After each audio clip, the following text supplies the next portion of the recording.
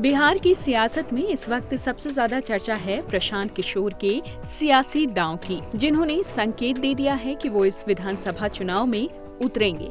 करगहर या फिर राघोपुर सीट से वो चुनाव लड़ सकते हैं, जिसके बाद बिहार की राजनीति और भी ज्यादा दिलचस्प हो गई है। राघोपुर है लालू परिवार का गढ़। पिछले 2 चुनावों में तेजस्वी यादव ने यहां से बाजी मारी है। अगर प्रशांत किशोर यहां से चुनाव लड़ते हैं तो बिहार का नैरेटिव बदल सकता है। बिहार की राजनीति में ये एक नया मोड़ साबित होगा। क्या है इसके पीछे पीके का सियासी गणित? क्या वो तेजस्वी के लिए बनेंगे बड़ी चुनौती? राघोपुर का सियासी समीकरण क्या कहता है? जातिगत समीकरण क्या है? और क्या पीके बिहार की राजनीति में नया मोड़ लेकर आएंगे? चलिए समझते हैं। लालू का गढ़ है राघोपुर। इस सीट को लालू परिवार की राजनीतिक विरासत माना जाता है। लालू यादव खुद यहां से चुनाव जीत चुके हैं। राबड़ी देवी भी यहां से जीती हैं और फिलहाल तेजस्वी यादव लगातार 2 बार से जीत हासिल कर चुके हैं। लेकिन ये भी सच है कि लालू के गढ़ में सेंध लगी है।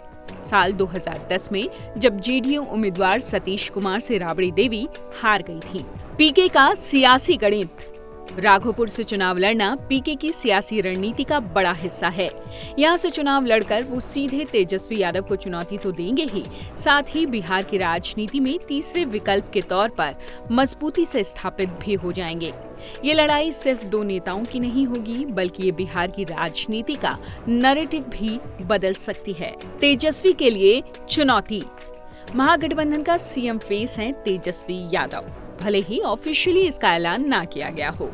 राघोपुर उनकी राजनीतिक पहचान की मजबूत सीट है। यहाँ पीके से तेजस्वी को चुनौती मिलना उनके राजनीतिक साख पर ही असर नहीं डालेगा, बल्कि आरजेडी और महागठबंधन की मजबूती पर भी प्रश्न चिन्ह लगेंगे। पीके गैर यादव वोटरों को साधने की कोशिश करेंगे। हालांकि यादव मुस्लिम वोट एकजुट होने पर तेजस्वी की स्थिति मजबूत होगी, लेकिन वोटों का बंटवारा आरजेडी के लिए खतरा होगा। जातिगत समीकरण। यहाँ मुस्लिम और यादव वोटर्स की संख्या 40% है, जो आरजेडी का मुख्य आधार भी है। लेकिन 15 से 20% राजपूत और 25% ईबीसी वोटर्स निर्णायक साबित हो सकते हैं और पीके के लिए प्लस पॉइंट भी। प्रशांत किशोर की दावेदारी से यहाँ का संतुलन बिगड़ सकता है।